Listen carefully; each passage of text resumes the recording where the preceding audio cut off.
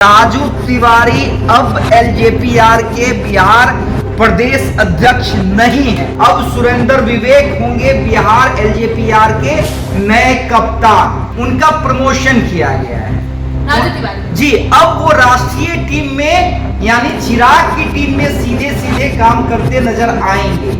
राष्ट्रीय महासचिव की जिम्मेदारी राजू तिवारी को दी गई है, यानी राजू तिवारी अब सीधे राष्ट्रीय कमेटी में आएंगे। यानी ब्राह्मण को हटाया नहीं गया, उनका प्रमोशन किया गया। तो उनकी जगह पे कौन आया? देखिए, जातीय समीकरण भी बहुत इंपॉर्टेंट होता है। तो साहेबपुर कमाल के सुरेंद्र विवेक भूमिहार जाति से, ये भी हम बता दें, भूमिहार जाति से आते हैं। यानी ब्राह्मण को अगर साइड किया गया है, 1 मिनट के लिए लोग कहेंगे कि साइड ही किया गया है, तो साइड किया गया है, तो सवर्णी समाज के भूमिहार जाति से आने वाले सुरेंद्र विवेक को कमान दी गई।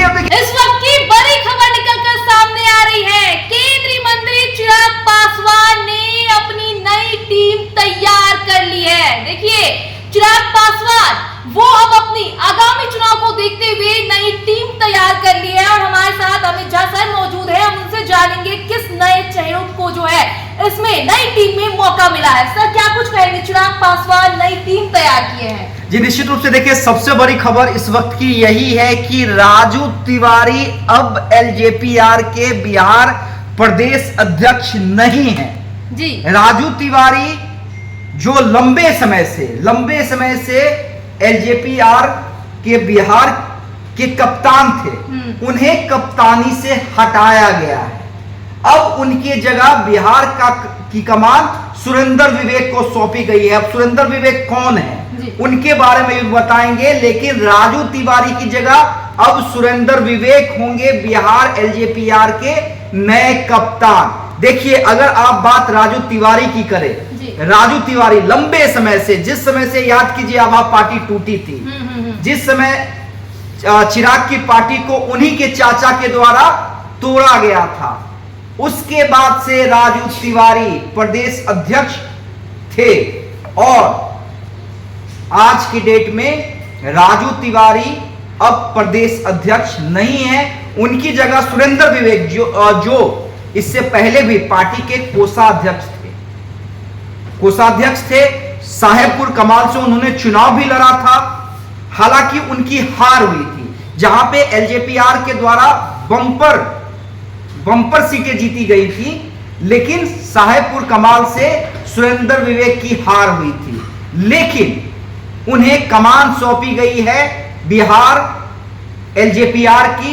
नए कप्तान सुरेंद्र विवेक है। वहीं हम ये भी बता इतनी बड़ी जिम्मेदारी क्यों छीन ली गई? आते हैं, लेकिन उससे पहले देखिए, कल यूपी के कार्यकारी प्रदेश अध्यक्ष की घोषणा हुई थी। आज न सिर्फ बिहार में बल्कि झारखंड में भी जनार्दन पासवान जो एलजेपीआर के वहां पे विधायक है और एकमात्र विधायक है। पिछली बार आपको याद होगा, चतरा से एलजेपीआर को सीट मिली थी, एक ही सीट मिली थी एनडीए गठबंधन के तहत, और 100% स्ट्राइक रेट के साथ चिराग ने वो चुनाव जीता था। तो जनार्दन पासवान को झारखंड प्रदेश अध्यक्ष की कमान दी गई है। अब आते हैं आपके सवाल पे कि राजू तिवारी से इतनी बड़ी जवाबदेही और जिम्मेदारी क्यों ले ली गई। देखिए, जब संगठन में बदलाव होता है लंबे समय से, आप देख लीजिए कि जैसा कि हमने बताया कि जब से पार्टी टूटी थी उस समय से राजू तिवारी प्रदेश अध्यक्ष बिहार के कप्तान थे। उसके अलावा देखिए, वो विधानसभा में सचेतक भी है और विधायक दल के नेता भी है।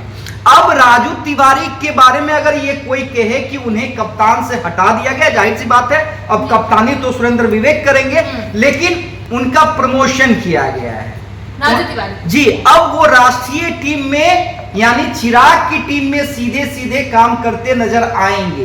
राष्ट्रीय महासचिव की जिम्मेदारी राजू तिवारी को दी गई है, यानी राजू तिवारी अब सीधे राष्ट्रीय कमेटी में आएंगे।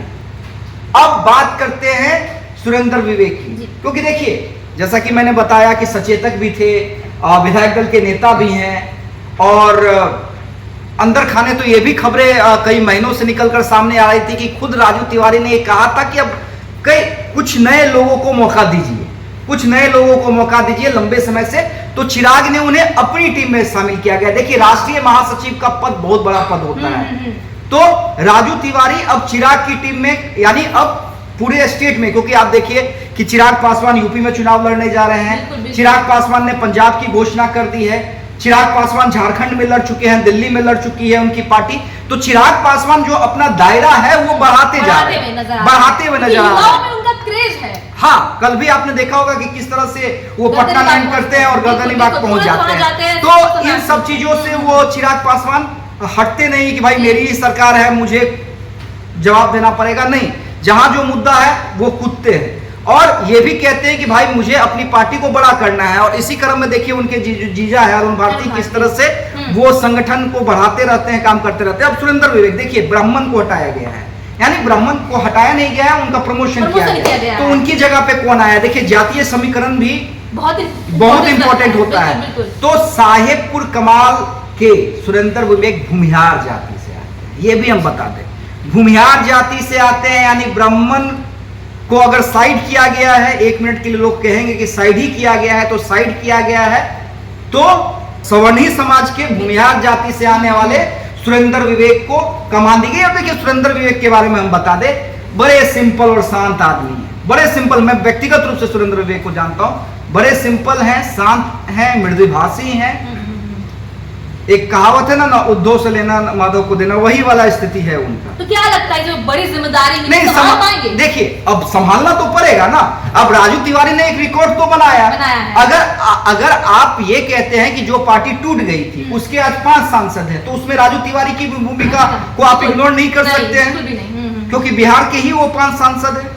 और अगर 19 विधायक हैं आज के डेट में, तो उसमें भी राजू तिवारी की भूमिका को आप इग्नोर नहीं कर सकते हैं। तो ये दायरा बढ़ाना होगा ना। अब तो उन्हें 19 से 38 करना होगा, 5 से 10 करना होगा, तो आप बराबरी में जाएंगे। तब आप राजू तिवारी के बराबरी में जाएंगे, क्योंकि राजू तिवारी ने बुरे दौर से पार्टी को निकाला है। तो सुरेंद्र विवेक की थोड़ी चुनौती ज्यादा है, लेकिन मुझे लगता है कि चिराग पासवान जैसा एनर्जेटिक नेता है, खुद राष्ट्रीय अध्यक्ष है चिराग पासवान, अरुण भारती जैसा संगठन करता है। और अगर वो राजू तिवारी से बना के चलेंगे, बना के चलना होता है कि पूर्व प्रदेश अध्यक्ष के द्वारा किए गए कामों को देखते हुए, सीख लेते हुए, उनसे कंसल्ट करते हुए काम करते हैं, तो मुझे नहीं लगता है कि चुनौती बहुत ज्यादा होगी। तो सुना आपने, अमित झा सर ने बताया कि किसको बड़ी जिम्मेदारी दी गई और बिहार के प्रदेश अध्यक्ष अब कौन बन गए हैं चिराग पासवान की पार्टी की। देखिए, चिराग पासवान की पार्टी ने आज अपनी नई टीम की घोषणा की, हमने बातचीत की, आपने सुना क्या कुछ। इस खबर को लेकर अपनी राय हमारे कमेंट बॉक्स में जरूर बताइएगा।